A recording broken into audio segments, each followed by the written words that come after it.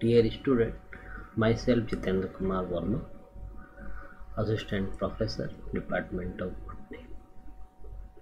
जैसा कि आपको पता है कि कोरोना फेज चल रहा है। कोरोना के चक्कर में क्लासेज के लिए दूसरा मीडियम इस्तेमाल करा है। उम्मीद है आप इसमें एंजॉय कर रहे हैं और घर पे रह के पढ़ रहे हैं। और आपकी सबसे बड़ी क्लास है एमएससी। एमएससी एक बहुत इम्पोर्टेंट क्लास होती है, जैसा कि आपको पता है। इसमें सब्जेक्ट की डेप्थ और क्वालिटी का भी आप ध्यान रखें, क्योंकि आगे चलकर कंपटीशन में इन चीज़ों का बहुत बड़ा रोल होता है। आज हम लोग लेंगे पॉलिनेशन एंड इंट्रोडक्शन। पहले आपने बीएससी में ही पढ़ा है, उसको डेप्थ में लिया जाएगा। Pollination means the transfer of pollen from the anther to stigma. Anther से स्टिग्मा की ओर पोलन का ट्रांसफ़र जो होता है उसको पॉलिनेशन कहते हैं। ये इसकी परिभाषा है। कैसे होता है ये अभी हम नेक्स्ट स्लाइड में लेंगे। ये आपका सिलेबस है, जैसा कि आपको पता है। और इसके अंदर जो हम शुरू कर रहे हैं ये यूनिट 4 है।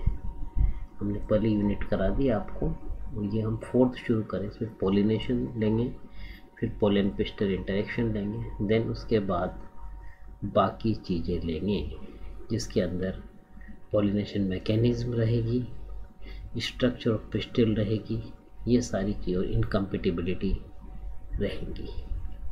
तो ये चीज़ें लेंगे। शुरुआत हम कर रहे हैं पॉलिनेशन से। जैसा कि आपको पहले देखा है आपने पुरानी क्लासेज में कि इस तरह से अपना ये फ्लावर है एंजियोस पर, और इसमें ये स्ट्रक्चर है।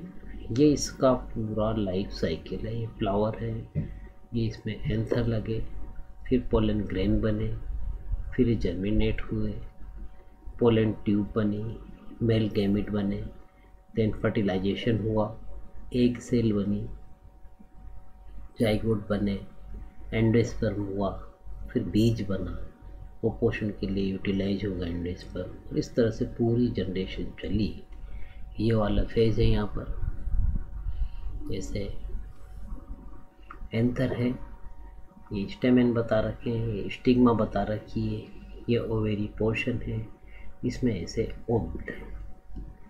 और ज़्यादा डिटेल में अगर हम देखें तो इस तरह के स्ट्रक्चर है, जहाँ पर हमने बताया germinating pollen grain on the stigma of carpel.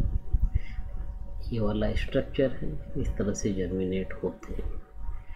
फिर ये संरचनाएं बनेंगी और ये आगे चलकर पूरा प्लांट ऐसे डेवलप होगा, यानी कि ये पूरा लाइफ साइकिल इसका चलेगा। तो हम जो यहाँ स्टेज पढ़ रहे हैं, ये पढ़ रहे हैं कि ये जो पोलन ग्रेन यहाँ जर्मिनेट हुए, ये कैसे आए, और एक फ्लावर से दूसरे में या सेमी फ्लावर में ये कैसे जर्मिनेट होते हैं, और क्या इसकी प्रोसेस है। ये वाला हम इस एम्ब्रियोलॉजी के पोर्शन में लेंगे। जहाँ तक रहा मामला पॉलिनेशन का, पॉलिनेशन 2 प्रकार से, self pollination and cross pollination. फिर सेल्फ पॉलिनेशन के सब टाइप्स जो है वो है ऑटोगेमी, गिटेनोगेमी और xenogamy.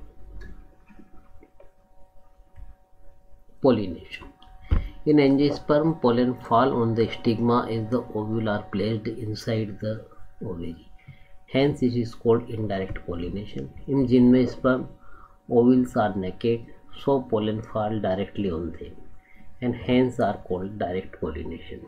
Pollination in angiosperm can be discussed as under following subtopics. Pollination in early seed plant. Early seed plants were pollinated passively by the action of the wind, as in present day conifers. Great quantities of the pollen were shed and blown down, occasionally reaching the vicinity of the ovule of the same species. Individual plants of any given species must grow relatively close to one another for such a system to operate efficiently. Otherwise, the chance that any pollen will arrive at the appropriate destination is very small. The vast majority of wind-blown pollen travel less than 100 meters. This short distance is significant compared with the long distances. Pollen is routinely carried by certain insects, birds, and other animals.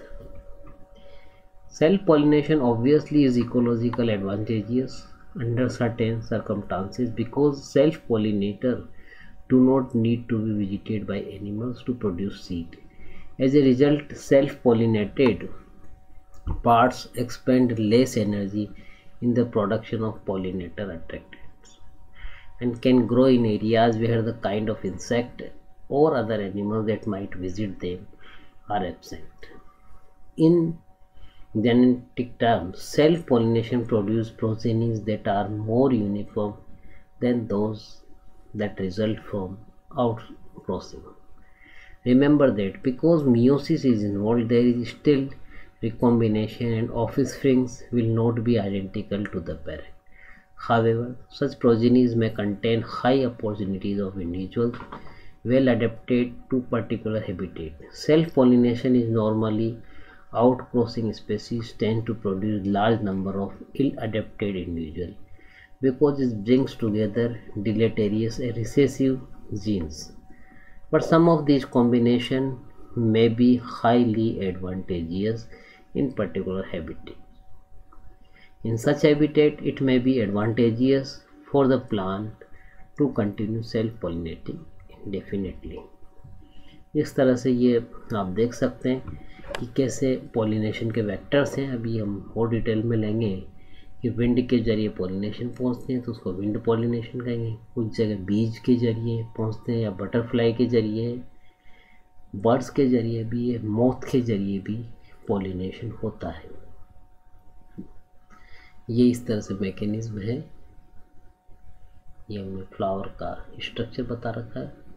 ये stigma पर pollen गिरेंगे। Agency कुछ भी हो, अंतिम रूप से ये होगा कि पोलन ग्रेन गिरेंगे या पहुंचेंगे, देन फिर जर्मिनेट होंगे। चाहे एजेंसी कोई सी भी है, विंड है, बीज है, बर्ड्स है, मॉथ है, कोई सी भी एजेंसी हो, अंतिम मैकेनिक ये वाली रहेगी। लेकिन जरूरी नहीं कि सारे पोलन पर्टिकुलर स्टिग्मा पे गिर के सबके सब उस पर जर्मिनेट हो पाए।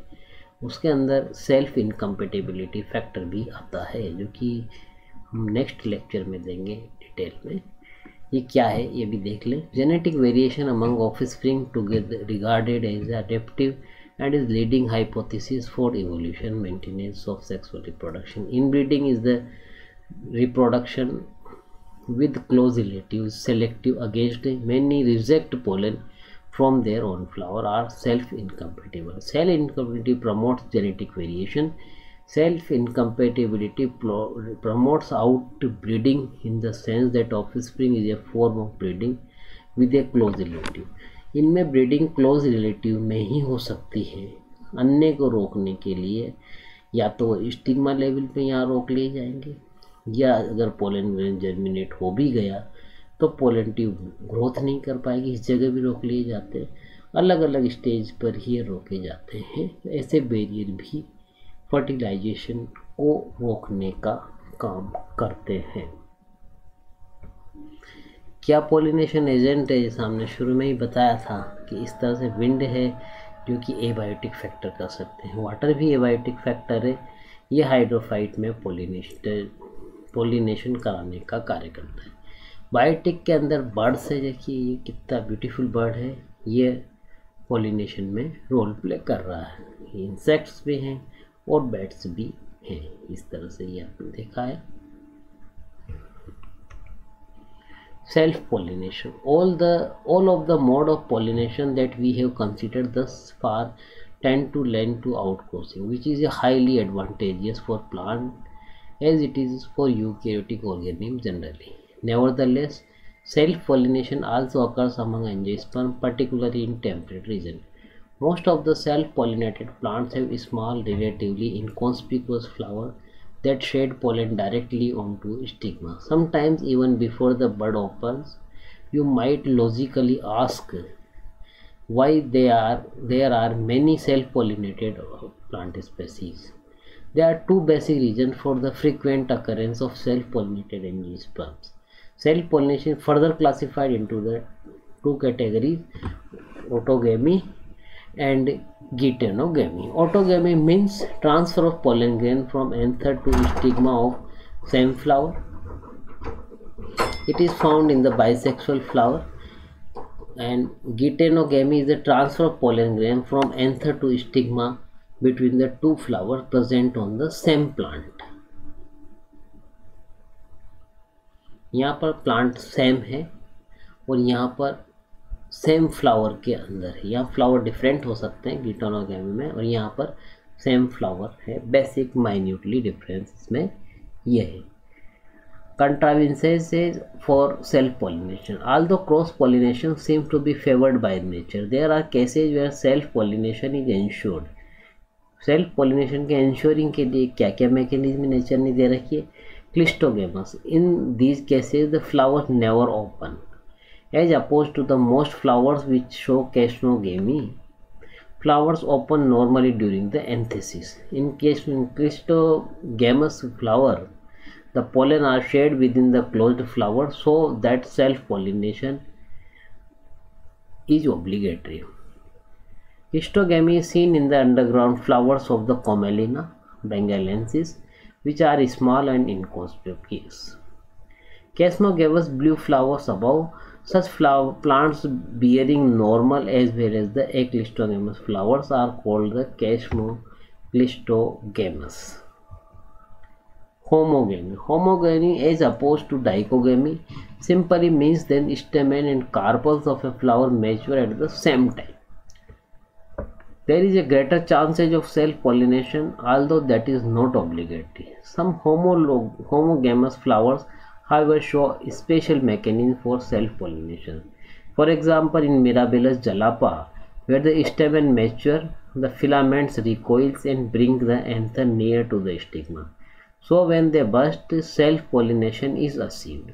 Somewhat similar adaptation seen in the Argemone mexicana. सत्यानाश में भी ऐसी ही मैकेनिज्म देखी गई है, जिसको हम डायग्राम में भी यहाँ देख सकते हैं कि self pollination through homogamy and mechanical device style growing in the bring stigma in contact with the ripe anthers of catharanthus. इसमें विंकारेजिया में ये देखा गया है। Dichogamous flowers showing adaptation for self-pollination. Flowers of Izora, gardenia and Vincarosia have their anthers placed at the mouth of the corolla tube. As the stigma elongates from the below, it pushes out through these anthers, which are already ripe and are pollinated in so doing. Composite flowers are protandrous. In sunflower, the bilobe stigma is still young and hidden within the syngenesious tube of anthers when the latter ripens and shed the pollen within the tube. Then cross-pollination, allogamy. Transfer of pollen grain from the anther of one flower to the stigma of another flower of the same species is called cross-pollination or allogamy. It occurs in the casnogamous flower. Following are the factors that help in the cross pollination. Number 1 इसमें जो है, जैसा कि हमने पहले भी देखा था, wind pollinated या anemophily.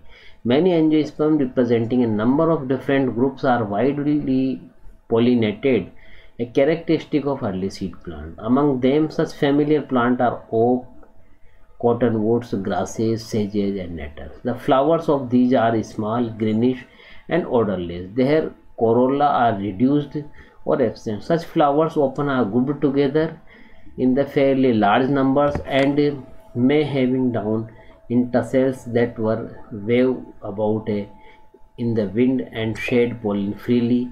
Many wind pollinated plants have stamen and carpel containing flowers separate among the individuals or in the single individuals.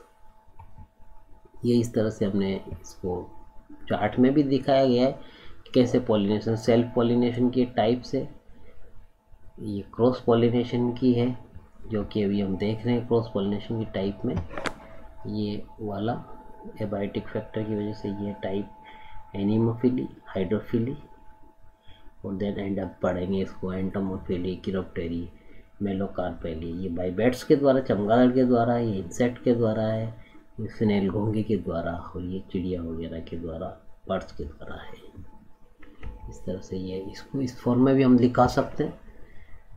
ये वाला भी हम पढ़ रहे हैं इसमें कि कैसे एजेंट ये है जो एनिमल्स हैं जिसके जरिए ये पॉलिनेशन हो रहा है। हिंदी में भी हम देख सकते हैं कि किस तरह से ये साधन है अजैविक वायु के, वायु परागण भी कहते हैं इसको, जल के वाले को जल परागण कहा गया है, जैविक कीट वाले को कीट परागण, पक्षी को पक्षी परागण, चमगादड़ को चमगादड़ और पौधे वाले को, घोंगे वाले को मेलोफिली कहा गया है। यहाँ तक इस लेक्चर का रहा।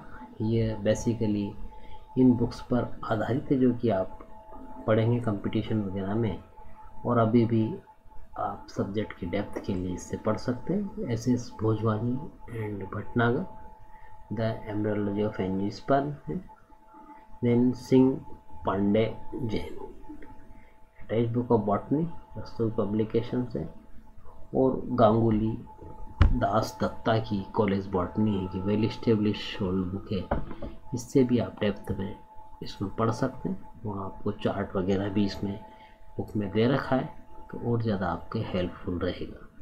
लेकिन हमेशा आप देखें कि पहले बीएससी की पढ़ें, यानी नोट्स को पढ़ें, फिर इन हायर बुक से पढ़ेंगे तो आपके ज़्यादा अच्छा समझ में आएगा। इस तरह से ये हमने आपके पढ़ाया सारा। ये पूरी मैकेनिज्म है जैसा कि हमने बताया, ये पूरा चार्ट है और ये लाइफ साइकिल है। इसको आप ध्यान रखेंगे तो ये और जल्दी प्रॉपर समझ में आएगा। तो जो नेक्स्ट क्लासेज होंगी आपकी उसमें हम पोलन पिस्टल इंटरेक्शन लेंगे। थैंक यू बच्चों।